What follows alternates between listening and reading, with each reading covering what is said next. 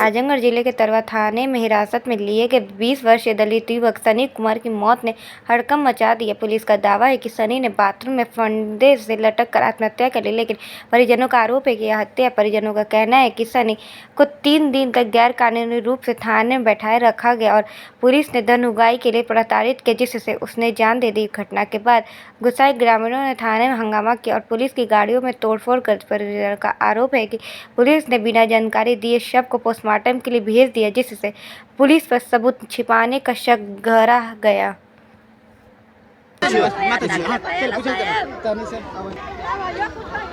थाने में युवक ने तरवा थाने में युवक ने ऐसा अधिकारी बता रहा है कि रस्सी के सहारे लटक कर बाथरूम में आत्महत्या कर ली है। क्या है पूरा मामला, बताइए। ऐसा कुछ नहीं है। जब थाने में लड़का गया, उसका बेल्ट और उसका जो भी ऐसा घड़ी उड़ी जो भी सुविधा होती है, चैन उन सब निकाल के लोग रख लिए। 3 दिन लेकर लड़के को जेल में बंद करके रखे थे। न चालान किए, न कुछ किए, और न किसी गार्जियन को खाना लेके जा रहा था तो मिलने दे रहे थे और उसको प्रताड़ित करते जा रहे थे। और उसके बाद कल शाम को लड़के का मामा जब गए वहाँ पर उससे मिलने के लिए नाश्ता लेकर, तो लड़कों से मिलने के लिए उनको मिलने नहीं दिया गया। इसके बाद क्या हुआ कि भोर में लोग, रात में लड़का एक्सपायर हो गया।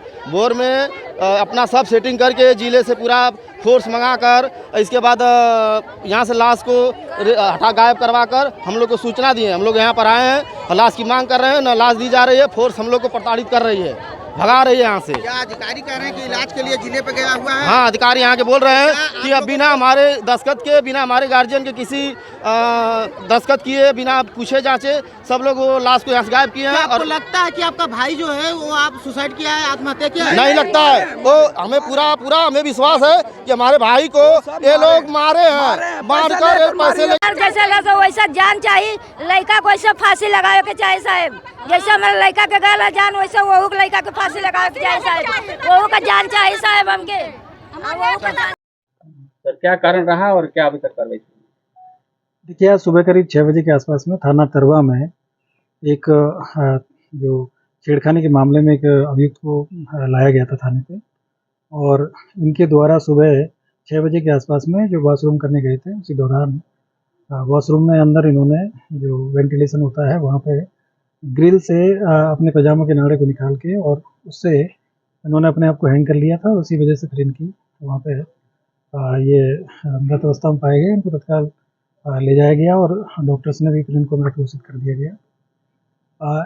एक लड़की है जिनके द्वारा 29 तारीख को जन शिकायत के दौरान जनता दर्शन में पुलिस ऑफिस में शिकायत किया गया था कि उनको एक सनी नाम का लड़का है जो कि उमरी का रहने वाला है, और ये पिछले कई दिनों से इनको परेशान कर रहा है। 2 बार थाने पे इनकी पहले भी कंप्लेन हुई थी, जिसमें इनको समझाया गया था परिवार को बुला के, लेकिन ये मान नहीं रहे हैं और बार बार मुझे तंग करते हैं।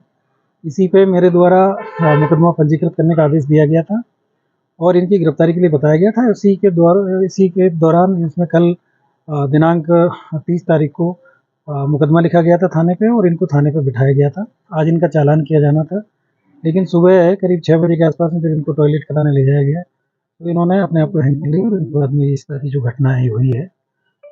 इसमें जांच किया गया है, वहाँ पे एसपी साहब को जांच के लिए भेजा गया था और अन्य वरिष्ठ अधिकारी वहाँ पे गए थे, और उसके बाद में फिर डेड बॉडी को मोर्चरी में लिया गया था। वहाँ पे जो एक प्रोटोकॉल होता है उसके अनुरूप 3 डॉक्टरों के पैनल से इसमें पोस्टमार्टम कराया गया है और उसकी वीडियोग्राफी कराई गई है। पोस्टमार्टम रिपोर्ट है वो आ गई है।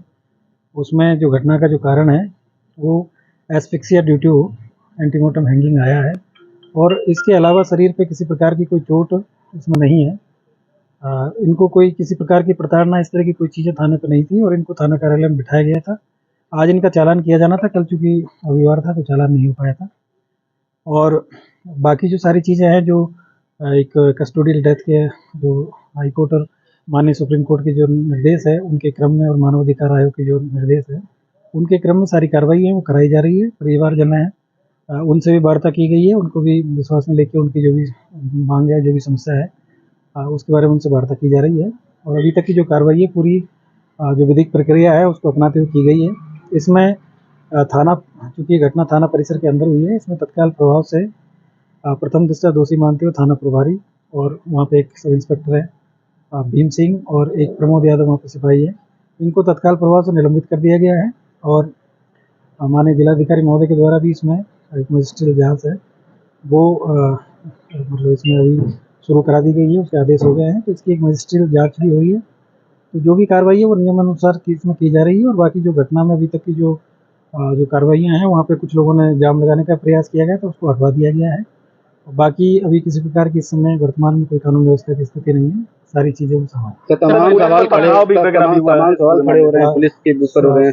सुबह के दौरान, सुबह जब ये घटना हुई थी तो वहाँ पे लोगों में, जो लोकल लोग हैं, उनमें आक्रोश था। कुछ वहाँ पे कुछ लोग, वहाँ पे जनप्रतिनिधि लोग भी वहाँ पे गए थे, उनको सबको समझाया गया था, सारी चीज़ें उनको बताई गई थी।